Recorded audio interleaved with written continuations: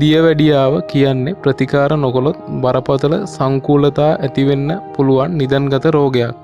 මේක අද සමාජයේ බාල මහලු ભેදයකින් තොරව හැමෝම අතර ව්‍යාප්ත වෙලා තියෙන රෝගී තත්ත්වයක්.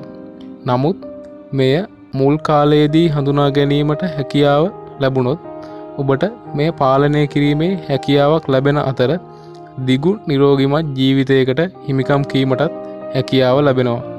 ඉතින් මේ හේතුව නිසා අද මම හිතුවා දියවැඩියාව මූලික අවස්ථාවේ හඳුනා ගන්න පුළුවන් රෝග ලක්ෂණ කිහිපයක් ගැන ඔයාලත් එක්ක කතා කරන්න. අපි වීඩියෝ එකට ගිහිල්ලා බලමු මොනවද ඒ රෝග ලක්ෂණ කියලා. අධික කුසගින්න.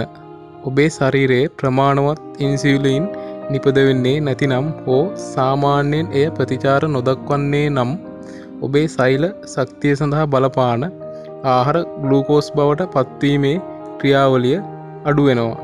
එම හේතුව නිසා කුසගින්න නිමා නොවන අතර ආහාර ගැනීමේ අවශ්‍යතාව ඇති වෙනවා. මේ හේතුව නිසා ඔබේ රුධිරගත සීනි මට්ටම ඉහළ යාම සිදු වෙනවා. වැඩි පිපාසය හා නිතර මුත්‍රා පිට කිරීම.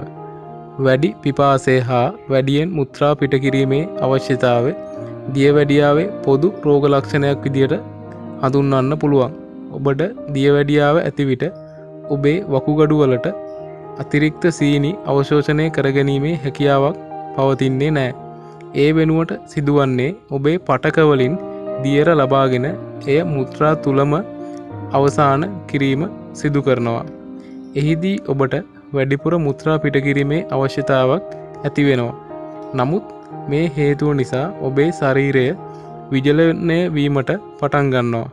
ඒ හින්දා ඔබට නිතර වැඩි පිපාසයක් ඇතිවීමේ හැකියාවක් පවතිනවා. අනපේක්ෂිත බර අඩුවීම.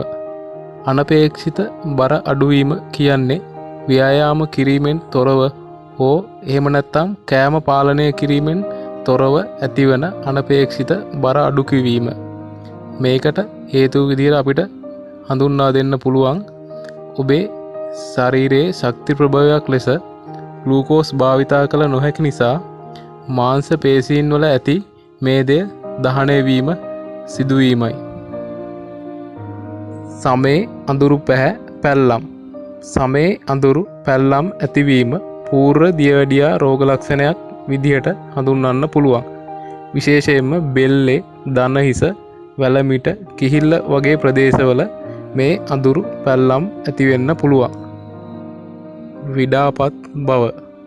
දියවැඩියාව පිළිබඳ ඇතිවන තවත් පොදු සංඥාවක් වන්නේ නිරන්තරයෙන් ඇතිවන තෙහෙට්ටු ගතියයි. සෛල ශක්තිය සඳහා ප්‍රමාණවත් ග්ලූකෝස් නොමැති නිසා නිතර ඇතිවන කුසගින්න නිසාම ඔබට නිදිමත හා වෙහෙසකර ගතිය නිතර දැනෙන්න පටන් ගන්නවා. නිතර මුත්‍රා පිට කරන නිසාත් මේ තෙහෙට්ටු ගතිය ඇතිවෙන්න පුළුවන්. තුවාල සුවවීම කල්ගත වීම. සෙමින් සුවවන තුවාල ඇතිවීම බොහෝ විට දියවැඩියාවේ රෝග ලක්ෂණයක් වෙන්න පුළුවන්. අධික සීනි තුවාල ඉක්මනින් සුව නොකරන අතර දියවැඩියාව නිසා ඇතිවන දුර්වල රුධිර සංසරණ ක්‍රියාවලිය නිසා සමේ හානියටපත් ප්‍රදේශවලට රුධිරයේ පැමිණීම හා අලුත්වැඩියා වීම නවතිනවා. මේ හේතුව නිසා තුවාල සුවවීම කල්ගත වෙන්න පුළුවන්. විශේෂයෙන්ම මේක වැඩිපුර බලපාන්නේ ඔබේ පාදවල ඇතිවන තුවාල සඳහා. සමේ කැසීම්. ඔබේ මුත්‍රා තුලින් සීනි පැමිණීම නිසා ඔබේ අනෙකුත් පටල ඇතුළු සම තුලින්ද තරල පිටතට රැගෙන ඒම සිදු කරනවා. එහිදී සම වියලී කැසීමට ලක් වෙන්න පුළුවන්. එහිදී සම කැඩී යාමට හා ආසාදනයට ලක්වීමේ හැකියාවක් ඇති වෙන්න පුළුවන්. පාදවල හෝ අත්වල ඇතිවන හිරි ගතිය. අපි කලින් කතා කළා වගේ දියවැඩියාව නිසා අපේ රුධිර සංසරණ පද්ධතියට බලපෑමක් ඇති වෙන්න පුළුවන්.